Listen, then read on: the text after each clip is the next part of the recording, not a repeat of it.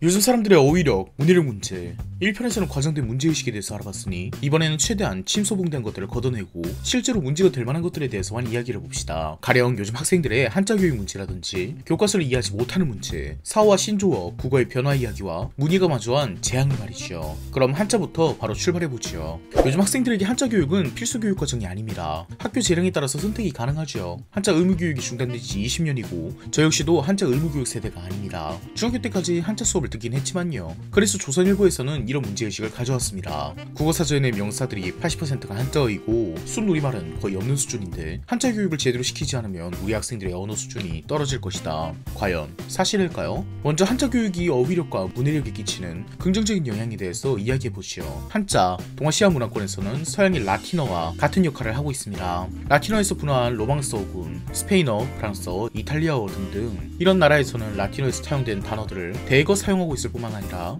전 세계에서 가장 영향력이 큰 언어인 영어도 이런 로망스어군의 단어, 특히 스페인어와 프랑스어를 많이 사용하고 영국 자체도 로마의 지배를 받았던 바가 있기 때문에 영어 교육을 오래 받은 우리 역시도 라틴어의 영향을 피해갈 수는 없지요. 가령 라틴어에서 딕트라는 말은 말을 하다 라는 뜻을 가지고 있습니다. 만약 영어에서 딕트라는 접두사 혹은 어근이 들어간 단어를 보았는데 그 뜻을 잘 모른다고 하더라도 말이나 언어에 관련된 단어겠거니 하고 쉽게 추측을 할 수 있는 것이지요. 가령 딕테이트는 구술하다, 딕셔너리는 사전, 프리딕트는 예언하다입니다. 여기서 프리라는 접두사를 알고 있다면 먼저 말하다, 예언하다 라는 뜻을 더 쉽게 외우거나 눈치챌 수 있겠지요.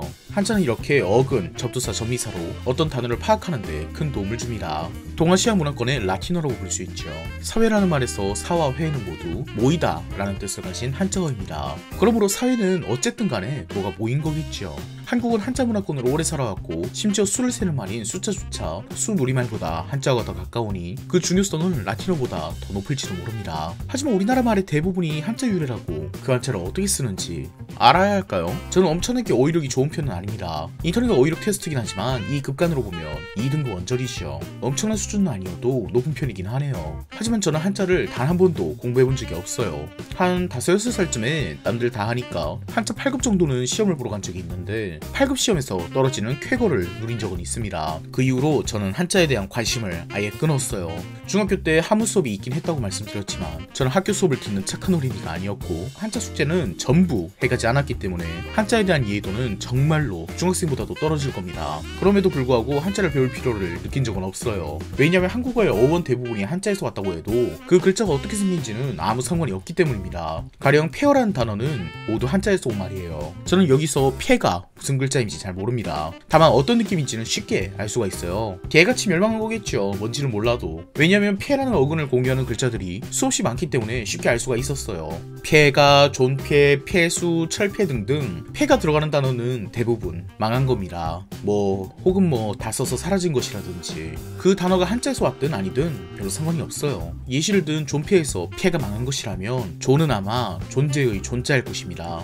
존폐 논란이라고 하면 존재하게 하거나 망하게 하거나 둘 중 하나를 결정하는 논란이겠지요. 한자어 어원을 다룰 때는 사실 순우리말 어원을 다루는 것과 별로 차이가 없음을 알 수 있습니다. 마치 놀이라는 명사 어근이 논다는 것을 이해하고 있다면 뛰놀다는 뛰어서 논다는 것, 놀러는 논다는 목적을 띠고 있음을 쉽게 이해할 수 있어요. 이것은 국어 교과서에서도 가르치는 것입니다. 즉 요즘 것들이 존귀를 모르는 것은 딱히 높을 존자를 몰라서 그런 것이 아닙니다. 그냥 들어본 적이 없는 말이라 그렇고 비슷하게 유추할 수 있는 말에 대한 기본적인 이해력이 부족해서 그렇다고 봐야죠. 존대라는 것이 상대를 높여야 하는 것이고 자연스럽게 존이 높이다 라는 뜻임을 알았으면 그것을 적용하는 것은 쉽게 할 수 있었을 것입니다. 존귀는 높고 귀한 것 을 말하는 거겠죠. 이런 연습은 한자를 배운 것으로도 할 수 있겠지만 그냥 책을 많이 읽고 국어 공부를 많이 하는 것만으로도 충분히 이룰 수 있는 이야기입니다. 저는 존이 높을 존자란 것을 방금 검색해보고 알았어요. 하지만 존대와 존귀가 같은 뜻을 공유하겠거니 라고 당연히 생각을 하고 있었습니다. 애초에 어떤 단어를 알고 그것의 어원을 배우면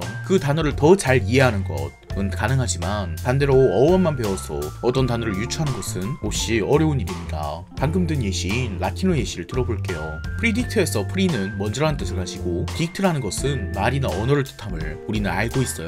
하지만 프리딕트라는 단어는 모른다고 가정해봅시다. 그럼 우리는 온갖 억측을 할 수밖에 없어요. 먼저 말한다는 것은 참견한다는 것인가? 아니면 먼저 말하는 것은 나댄다는 뜻은 아닐까? 초기의 언어라는 뜻이니까 어원이라는 말일지도 몰라요. 한자는 많은 국어의 어원이긴 하지만 있지만 한자를 배운 것으로 국어를 추측할 수 있을 뿐 그 단어를 온전히 이해하는 것은 불가능합니다. 어원만 알고 있는 것은 문맹이에요. 한자 교육, 어원 교육은 보조의 역할만 할 뿐이지요. 우리가 모일 사자와 모일 회자를 안다고 해서 사회라는 단어와 회사라는 단어가 어떻게 다른지 구분할 수 있을까요? 아무리 그래도 월화수목금토일도 한문으로 모르는 사람이 있는 건 문제 아니냐? 1편에서도 말했듯 그런 사람은 기성세대에서도 있었고 제 세대에도 엄청나게 많았겠지만 자신들이 무식함을 자랑할 수단이 없어서 드러내지 않았을 뿐입니다. 저는 기성세대가 유식하다는 편견의 자신감을 잘 모르겠어요. 실제로 10년 전 OECD 문해력 조사를 보면 16세에서 24세 구간은 대한민국이 세계 4위인데 세대가 올라갈수록 문해력은 급격히 떨어집니다. 2012년 16세에서 24세 구간은 한문 필수교육 시대가 아니고 윗세대는 한문 필수교육 세대입니다. 한국은 1960년대에 이미 절대 다수가 의무교육을 받은 세대인데 말을 아끼겠습니다. 만일 네가 한자를 배웠으면 어휘력이 더 좋아지지 않았을까? 맞아요. 분명히 어휘력이 더 좋아졌을 거예요. 실제로 저 어휘력 테스트에서 한문이 나와서 풀지 못한 문제도 있어요. 그런데 한문 공부를 안 해도 고작 제 수준의 어휘력은 충분히 갖출 수 있고 한자를 어떻게 쓰는지 배울 시간에 저는 책을 한 권 더 읽겠습니다. 다만 한자를 많이 알고 있는 사람에게 그딴 거 배워서 뭐함? 이라고 놀리는 것은 저번에 이야기한 반지성주의와 가깝다고 봐요. 그 사람은 교양을 많이 쌓은 거고 어휘력이 좋은 거죠. 다만 저는 고동색과 연두색이 한자임을 몰라도 그게 무슨 색깔인지 충분히 알 수 있다는 얘기를 하는 거예요. 고동색을 모르는 학생들은 충분히 있겠지만 그것은 그들이 오래된 구리라는 한자 어근을 몰라서가 아니라 그냥 고동색이란 말을 들어본 적이 없어서라고. 한자 교육과는 무관한 국어 교육의 문제라고 생각합니다. 혹은 요즘 학생들이 책을 많이 안 읽어서 문장이나 단어를 이해하는 능력이 떨어졌거나요. 아마 이 이유가 크겠죠. 유튜브 시대 아니겠어요? 한국교육정책연구소에서 문해력 진단 검사를 한 결과 중학교 3학년 학생들은 중3 수준의 문해력이 없고 10명 중에 3명만이 교과서를 도움 없이 온전히 이해할 수 있었다 하는 연구 결과가 있습니다. 대부분 아시다시피 교과서는 가장 기본적인 교재이고 그것을 이해하지 못하면 사실상 국가가 정해놓은 교육과정을 전혀 따라갈 수가 없는 수준이에요. 가령 EBS 당신의 문해력에서 나오는 이야기들, 가제 같은 것은 그 말을 이해하지 못하면 국어교육에 꽤나 애로사항이 꼽히겠죠. 다만 이 연구 결과는 해석하기 나름입니다. 교과서가 언중의 변화에 기민하게 대응하지 못하는 것일 수도 요즘 학생들이 급격하게 멍청해진 것일 수도 있죠. 물론 후자는 정확하게 증명할 방법이 없습니다. 똑같은 실험을 전 세대에게 한 것이 아니기 때문에 어쩌면 우리 세대가 중학생의 시절에 저 조사를 했어도 비슷한 결과가 나왔을지도 모르니 증명할 방법이 없겠죠. 그래서 우리가 달 수 있는 말이라곤 우리 시절에는 안 저랬던 것 같은데 라는 근거 없는 이야기밖에 없습니다. 저 역시도 저렇게 생각하긴 하지만 그러니 전자에 대해서만 이야기해봅시다. 교과서뿐만 아니라 뉴스, TV 같은 기성 미디어는 과거부터 언어의 변화에 빠르게 대응하지 못했습니다. 교과서는 무덤이 바뀌고 나서야 바뀐다는 말이 있을 정도죠. 물론 이 말도 요즘 말이 아니라서 이해를 못하시는 분들이 계시겠죠. 무덤의 양식이 바뀌는 것은 정말 오래 걸리는 이야기이기 때문에 교과서의 트렌드 반영이 그 정도로 늦다는 비아냥입니다. 부분 변경되긴 했지만 현재의 교육과정은 2015년 개정된 교육과정의 연장입니다. 이마저도 변경되면서 어마어마한 파급이 있었죠. 그냥 그 위키 들어가서 문제점이 비판 문서만 봐도 교과서가 바뀌는 데는 어마어마한 사회적 논란을 낳아요. 그래서 교과서는 참 바꾸기 어려운 문제입니다. 이런 논란에 참여하는 학생들은 당연히 적을 것이고 비판하는 사람들은 대개 교육에 관심을 갖는 기성세대들이기 때문에 교육이 학생의 트렌드를 따라가기는 너무나도 어렵죠. 이것은 비단 요즘만의 문제는 아닙니다. 공교육이 트렌드를 못 따라간다는 이야기는 아주 과거부터 있어왔던 이야기이며 공교육뿐만 아니라 기성매체들, 텔레비전, 공중파가 기성매체가 된다는 것이 굉장히 격세지감을 느끼게 하긴 하지만 요즘 학생들에게는 TV나 뉴스, 우리 때에는 라디오나 신문 등이 학생들이 쓰는 단어를 못 따라가는 것은 최근의 문제만은 아니란 얘기죠. 여기서 많은 사람들이 다른 생각을 품고 있을 것입니다. 우리 매체가 C세대의 한심스러운 언어 수준에 따라가서 비슷한 수준으로 격화되지는 이야기인가? 혹은 미래를 살아갈 것은 C세대들인데 기성 매체들이 C세대에게 맞춰야 되는 것은 아닌가? 각자의 생각에 따라서 이견이 있을 수 있는 부분이에요. 물론 많은 사회적 문제들이 그렇듯 이것은 정도의 차이이기 때문에 어느 선이 옳은지는 합의하기가 어렵습니다. 그러므로 이제부터는 제가 생각하는 선을 말해볼게요. 다들 아시다시피 언어는 변화합니다. 기성세대에게 신박하다 라는 말을 하면 그 말이 대체 무슨 말인지 이해할 수가 없겠죠. 이건 한자를 알아도 이해할 수가 없어요. 신박하다는 한자와 상관없는 완전 신조어거든요. 뭔가 신비로우면서도 무릎을 탁 치게 만들 만한 이렇게 수많은 단어들이 사어가 되어가고 또 새로운 단어들이 대두되기 시작합니다. 가령 저자 라는 말은 제때도 사어죠. 저작거리의 그 저자는 시장을 뜻하는 말입니다. 10대들에게는 이 기적소리 역시도 일종의 사어가 될 것입니다. 왜냐하면 기차에서 이제 기적소리가 안 나니까요. 선박에서는 아직도 기적소리가 나는지 모르겠지만 있지만 우리 세대에서도 저자의 뜻이 모르는 사람들이 있듯이 10대에서 기적소리가 뭔지 모르는 사람이 있는 것은 전혀 어색한 일이 아니게 될 거예요. 물론 그런 걱정을 하는 사람들도 있을 것입니다. 기적소리라는 단어가 사라지면 그 단어를 사용한 과거의 문학들의 뜻을 이해하지 못하는 사람들이 생길 것이라고. 물론 그렇습니다. 문학에서 기적소리라는 단어가 나온다면 이 단어를 아는 사람은 자연스럽게 쓸쓸함, 긴장감, 설렘 따위의 감정을 쉽게 느낄 수 있겠죠. 왜냐하면 기적소리가 들린다는 것은 마땅히 전화도 없던 시절에 어떤 이와 만나거나 헤어지는 시간이 바로 앞으로 다가왔다는 의미니까요. 이런 감정을 굳이 글로 표현하지 않더라도 기적소리가 어떤 감정을 내포한 예술 언어인지 그것을 아는 사람은 문학을 이해할 것이고 그것을 모르는 사람은 해석하기 어려울 것입니다. 어째서 기적소리가 들렸다는 말만으로 이 작품에서 설렘 따위를 읽어낼 수 있는 것이지?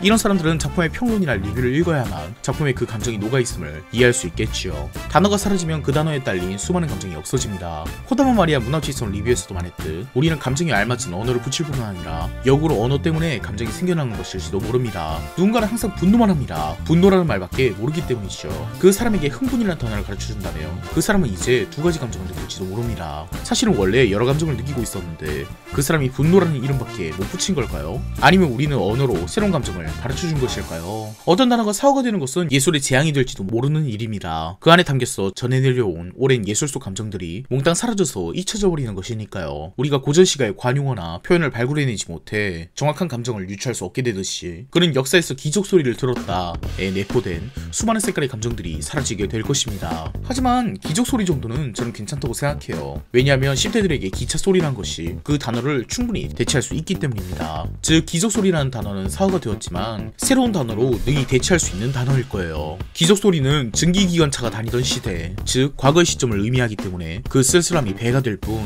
요즘 10대들 역시도 기차 소리를 들으면 설렘 혹은 헤어짐의 감정을 충분히 느낄 수 있겠지요. 제가 걱정하는 것은 마치 세상의 스펙트럼처럼 같은 현상을 표현하는 수많은 단어들이 하나의 단어로 대표되어서 잊혀지는 것입니다. 가령 김영하 작가가 지적한 짜증난다처럼요. 짜증난다란 말은 섭섭하다, 귀찮다, 편치 않다 같은 수많은 표현의 가능성을 잡아먹을 수가 있습니다. 그 아이는 서운한 감정을 제대로 표현할 수 없고 혹은 자신의 감정을 짜증남 하나로만 인식할지도 모르죠. 이렇게 한 단어를 다른 단어가 대체하는 것이 아닌 수많은 단어들을 하나의 단어가 대표함으로써 세상의 색채를 표현하는 언어가 사라지는 것이 걱정입니다. 두문불출이라는 단어는 요즘 말로 잠수탄다는 표현으로 대체되어도 괜찮습니다. 그것은 자연스러운 언어의 변화로 느껴져요. 썸이라는 표현은 새로운 감정선을 느끼게 해줬죠. 과거에 존재하지 않던 새로운 관계성을 만들어내며 그 말에 내포된 새로운 감정을 즐길 수가 있게 되었어요. 물론 그 영상은 과거부터 있었던 것이지만 그것에 이름을 붙인 이후부터 보편성을 갖게 되죠. 어떤 단어가 사고가 되는 것 자체는 큰 문제가 아니라는 것입니다. 그만큼 새로운 단어가 등장하고 새로운 감정이 담기니까요. 제가 걱정하는 문해력은 예술의 문해력입니다. 오래된 예시지만 그는 담배를 피웠다 라고 하면 문해력이 좋은 사람은 이 짧은 문장 안에서도 몇 가지 감정선으로 좁혀낼 수 있어요. 그는 여유로운 상황이고 거만한 행동을 하는군 이나 그는 초조한 감정을 느끼고 불안해하고 있군. 이 두 가지 감정선으로 쉽게 좁힐 수 있죠. 이 감정을 더 세밀하게 표현한 것이 어휘입니다. 그는 담배를 피웠다 라는 문장에서 그는 담배를 피워댔다 라는 문장으로 바꾸면 좀 더 격한 감정이 느껴지죠. 여기서 두 가지 부사어를 사용해 봅시다. 그는 연신 담배를 피워댔다. 그는 줄창 담배를 피워댔다. 연신과 줄창은 계속해서 라는 같은 뜻이지만 그 어휘에서 풍기는 분위기와 뉘앙스가 달라요. 이 중에서 어느 쪽이 그의 기분이 더 더러워 보일까요? 당연히 줄창 피워대는 쪽이 더 더러워 보이겠죠. 만약 연신과 줄창이라는 부사어가 잊히고 같은 뜻을 가진 계속이라는 말만 남겨진다면 우리네 문예는 재앙을 맞을 것입니다. 이렇게 여러 스펙트럼의 가능성을 지닌 어휘들 모두 있고 단 하나의 단어로 통일되기 시작한다면 이후 시대의 사람들은 그를 이해하지 못하는 것이 아닌 작품을 이해하지 못하는 사람이 되겠죠. 그는 그 글에서 감정도 인간관계도 쉽게 읽지 못할 테니까요. 아직은 괜찮습니다. 제가 읽어주니까요. 글이나 예술을 평론하는 사람은 이런 걸 찾아주는 것이 일입니다. 어떤 분이 제게 글을 잘 쓰는 법 혹은 평론을 잘하는 법을 여쭤보셨는데 저런 것을 잘 읽어내는 것이 평론을 잘하는 길이고 저런 표현을 적재적소에 잘 써내는 것이 글을 잘 쓰는 법이라고 생각해요. 그는 누군가를 기다리면서 담배를 피웠다 라는 말을 본인이 원하는 캐릭터성, 관계묘사, 상황 설정에 따라서 20가지 넘게 커스텀을 할 줄 알아야 글을 잘 쓴다고 말할 수 있지 않을까요? 그런 사람이 되기 위해서 필요한 것이 어휘력이고 김영하 작가가 지적한 짜증난다처럼 단 하나의 단어가 A가 감정을 대표하는 것이 두렵습니다. 그것이 제가 생각하는 선이에요. 이것만은 지켜야 한다고 생각합니다. 이 영상을 마치면서 마지막으로 글을 보여드리죠. 그는 A를 기다리면서 담배를 피웠다. 이 글을 제가 준 상황에 맞게 커스텀해보는 거예요. 그 기다리는 A는 굉장한 부자입니다. 어린 시절에는 그와 친구였으나 언제나 A는 그보다 조금 모자랐죠. 그 둘이 멀어진 이유는 같은 반의 여자아이를 두 사람이 동시에 사랑했기 때문이고, 이 사랑 싸움에서 이긴 것은 바로 그입니다. 하지만 그는 현재 직업군인을 전역 후 커다란 사기를 당해서 아무것도 없는 상황입니다. 빚은 산더미같이 남아있고 가족과는 의절했죠. 그는 재기를 위해서 동창회에서 우연히 만난 A가 큰 부자가 되었다는 소식을 듣고 그 동창에게 돈을 빌리러 가야 합니다. 이 상황에 그는 A를 기다리면서 담배를 피웠다. 여러분은 어떻게 커스텀하시겠어요? 제가 라이브 방송에서 선정한 장원급제는 그는 쓴 담배를 천천히 태웠다 였습니다. A에게 느껴지는 쓰디쓴 열등감을 뜨겁게 태워낸 쓴 담배 연기가 몸 내부를 휘감듯 천천히 아프게 받아들였다는 느낌이 들지요. 이것보다 더 잘 쓰는 사람도 분명 있을 거예요. 예술의 재앙이 도래하지 않길 바라며 오늘도 끝까지 봐주셔서 감사합니다.